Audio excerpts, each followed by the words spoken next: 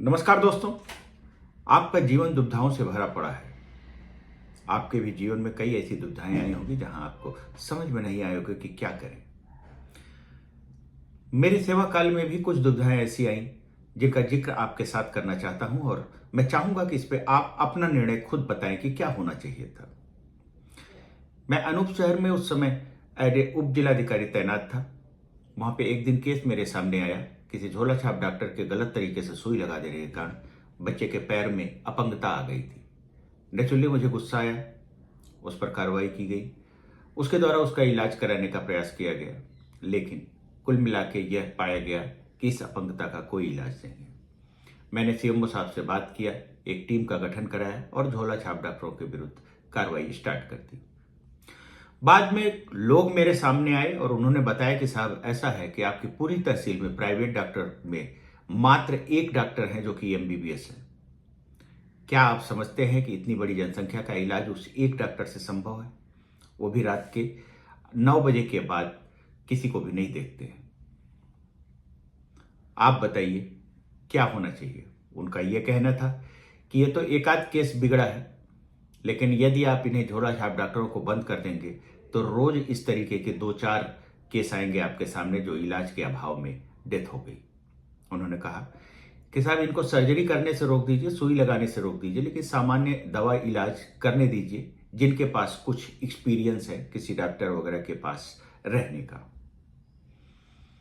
अब इस पर मैं निर्णय आप पर छोड़ता हूं। दूसरी समस्या तब आई जब मैं खुर्जा में एज ए एसडीएम कार्यरत था।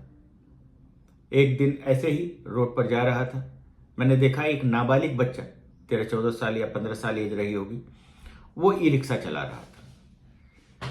मैंने उसके रिक्शे को लाकर कोतवाली में बंद करा दिया, बच्चे को छोड़ दिया। थोड़ी देर बाद उसकी माँ आई वहां पर और उसने कहा कि साहब बच्चे का जो पिता है वो ऑन डेथ बेड है, उसके इलाज के लिए जो दवाएं चाहिए उसके लिए पैसा कहाँ से आएगा? मेरी भी तबीयत अच्छी नहीं रहती है, इसलिए मैं कहीं कोई काम नहीं कर पा रही हूँ। यही एक मेरे यहाँ बच्चा है जो अर्निंग मेंबर है, आपने उसका भी रिक्शा जब्त कर लिया। आप बताएं कि हमारा इलाज कैसे होगा, हमारा खान पान कैसे होगा?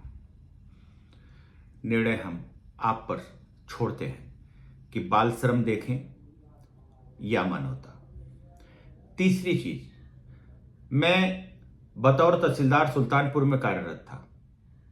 उस समय एक केस हमारे यहां आया 122B का, जिसमें हम लोग गांव सभा पर अवैध अतिक्रमण के संबंध में सुनवाई करते। उस केस में हनुमान जी के ऊपर ही मुकदमा दर्ज किया गया था। प्रतिवादी हनुमान जी थे, क्योंकि गांव सभा की जमीन पर अवैध रूप से हनुमान जी का एक मूर्ति रख के छोटा सा मंदिर बना लिया गया था। मैं हनुमान जी का बहुत बड़ा भक्त हूं, उनके प्रति मेरी बहुत बड़ी श्रद्धा है। मुझे लगता है कि मेरे पास जो कुछ भी है उन्हीं का दिया हुआ है।